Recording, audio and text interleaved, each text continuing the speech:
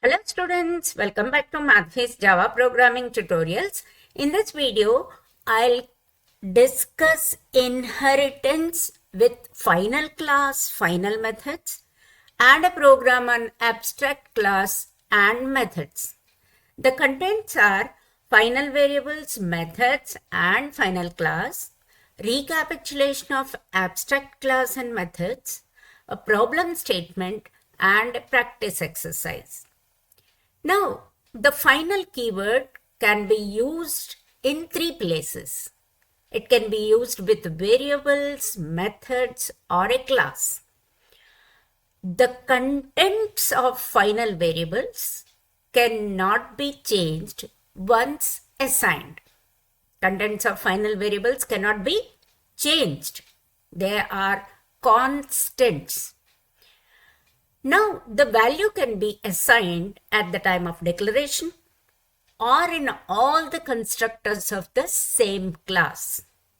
At the time of declaration or in all the constructors. In lesson 9, I have discussed final variables and the link is given in the description box. Now, the final methods cannot be overridden. Overridden means superclass and subclass concept is there, and final methods cannot be overridden. And final class cannot be inherited, means no subclasses allowed for a final class. For example, Mac class of Java Lang package is a final class and it has static methods. Now let's see a program which explains final variables, final methods, and final class. There are two classes here. First one is demo final, second one is square. By looking at the classes, we understand demo final is a superclass and square is a subclass. Here we understand 3 points about final keyword. The value of final variables cannot be changed once assigned. It can be assigned at the time of declaration or in all the constructors. So I have created one final variable, message. It is of string type and program about is stored in that, and an ordinary variable. Message, contents of message cannot be changed anywhere else except constructors. Lesson 9 I have explained. Now string S can be changed. That's what we want to understand. Now let's see square class. Class square extends demo final, and I have created a method void print, and let's write two statements. S variable which is declared in demo final is being used here. S equals to square, and system.out.println message plus S. Message is what? Program about. Program is about square will be printed when called. Can I change the contents of message or not? Message is of final type. So if I change Control K, immediately it is giving an error. Cannot assign a value to final variable message. Fine, understood. So when this program is executed, it will display demo final message is program about and S is square, so program about square. This is done. Now this is an ordinary method in square. Print is an ordinary method, but we can make it overridden. How do we make it? Declare the same method in superclass demo final. Okay, so I have created overridden method. How? Just give the name of the method and some contents I am not giving here.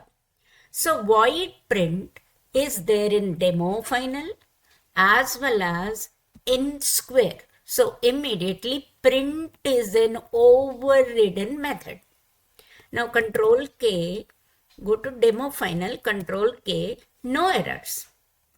Now let's understand the second point. Final methods cannot be overridden. So if I make final void print, immediately in demo final it is okay. But when we go to square class and control K, immediately it is showing overridden method is final. So square cannot override print in demo final because it is a final method. So square does not allow you to execute the program that to final overridden method print. So final methods cannot be overridden. If I remove final keyword, then square, no problems, compiles. Now the third point in demo final is final class cannot be inherited. Final class cannot be inherited means a super class, if it is a final class, control K, no errors over here. But if we try to compile square class, immediately it gives an error. Cannot inherit from final demo final. Final class, demo final. So final class cannot be inherited. Final methods cannot be overridden. And contents of final variables cannot be changed once assigned. But we can create objects of a final class, new demo final. It is allowed.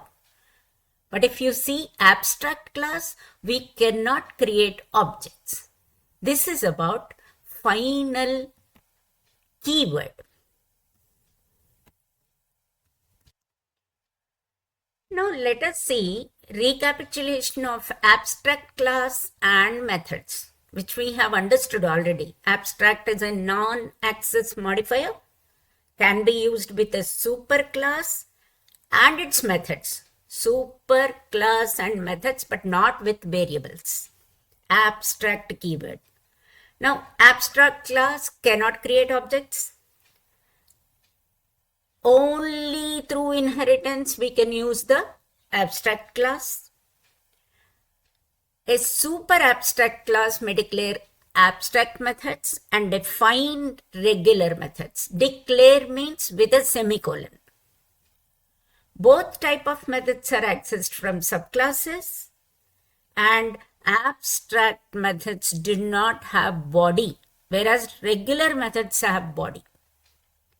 And abstract methods must be implemented or defined in subclasses. These are the points which we have understood already.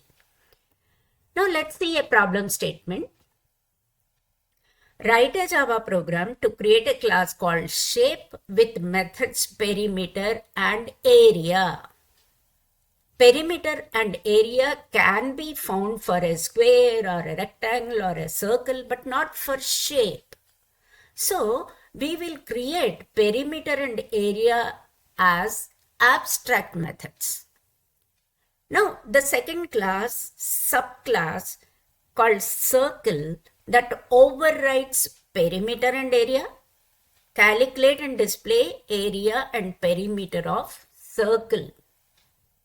Now the third one is the rectangle class, which overrides perimeter and area methods, display area and perimeter of a rectangle. Now look at this. That means we have three classes here. First one is superclass, abstract class, shape. Member methods are abstract void area without any body, semicolon is there, abstract void perimeter, no body. But the implementation or body must be given in subclasses. First one is class circle, extends shape and void area. We are defining void perimeter, defining body is given.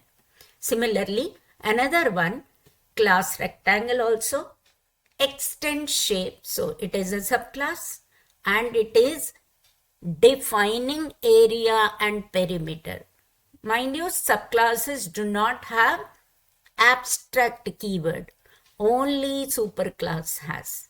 Let's see Java program. Shape is an abstract class. Rectangle, circle will become subclasses when I write extends. But what is written in shape? Abstract class shape, abstract void perimeter, abstract void area. This is what is written. Just two methods are declared, perimeter and area. They must be implemented in rectangle and circle when they become subclasses. Fine? Okay, let's see what is there in rectangle class. In rectangle class, what we do is import java.io.star rectangle length and breadth, because we need length and breadth for perimeter, that is 2 into L plus B, area L into B. So I have written a simple program read method which uses throws IO exception BufferedReader class. Input using BufferedReader class is explained in lesson 75 and link is given in the description box. In this method, nothing is written. System.out.print enter length, integer.parseInt_br.readline store in L. Similarly, enter breadth, store in B. Fine. Now this method, read method, must be called in perimeter, which executes 4 lines, 5 lines, and area also 5 lines. Perimeter is very easy. For example, system.out.println program to find perimeter of a rectangle. System.out.read method is called, but there is an error. Why? Because read method uses throws IO exception. So I need to make this method also receive any exceptions. So no error now. Print the perimeter of rectangle is 2 into L plus B. This is a simple program. Similarly, we can have area also. As long as my rectangle class is not a subclass of shape, I can write anything and everything. Control C and Control V. Here also throws IO exception is a problem. I need to add that, and not perimeter but area. Area of rectangle. And then L into B. L into B. Fine. The area of rectangle is L into B. So this is a simple program, very simple program. But Control K, no error so far. But when I make it extends shape, immediately gives an error, because perimeter, void perimeter throws IO exception, void area throws IO exception. So this throws IO exception is not told in shape class. So shape if I give throws IO exception and throws IO exception, immediately no problems. Throws IO exception, yes. One more problem is here. This throws IO exception class is declared in IO package. So import java.io.star must be there in the superclass. And if a method uses BufferedReader, then throws IO exception must be written. So when I go to rectangle class and control K, no errors. Now we can execute this program as such. Fine. This is about abstract class, abstract methods, and throws IO exception if we use BufferedReader class. Let's create main method in rectangle class and circle class, execute both of them. I have added main method in rectangle class. Rectangle R1 is equal to new rectangle, object is created, constructor is called, which is provided by Java compiler. Then R1.perimeter, this method will be called, and system.out.println program to find perimeter of a rectangle, and it is calling read method. So read method is accepting L and B. L and B are instance variables, so available to all methods. So those L and B, we are using 2 into L plus B. Then next statement of area is call area, R1.area. So throws IO exception again, program to find area of a rectangle, read method is called, and those L and B one more time we accept and used L into B. Let's execute the program and see. Okay. Program to find perimeter of a rectangle, enter length, let's say 4, and enter breadth 2. So perimeter of rectangle is 2 into L plus B. So 4 plus 2 is 6. 6 multiplied by 2 is 12. Then area is called, enter length 4 and breadth 2. And then 4 2s are 8. That is area of rectangle. Similarly, circle extend shape, only one variable is there, r, radius. Why? Because perimeter is 2 pi r. 2 we know, 22 by 7 we know, and r we need to read. And then pi r square. 1 r if we read, r square we can do. So only one variable. So read method I haven't created. But we have created a BufferedReader variable as an instance variable so that BR can be used in all the methods wherever we want. Similarly, we created circle, R1 is equal to new circle, R1.perimeter and R1.area. It works fine. So this is about abstract class and abstract methods with the BufferedReader. Now, if we see one more time, this is what single inheritance, simple inheritance. This is hierarchical inheritance and abstract class. Let's see multi-level inheritance with 2 abstract classes and how to use it. This is multi-level inheritance.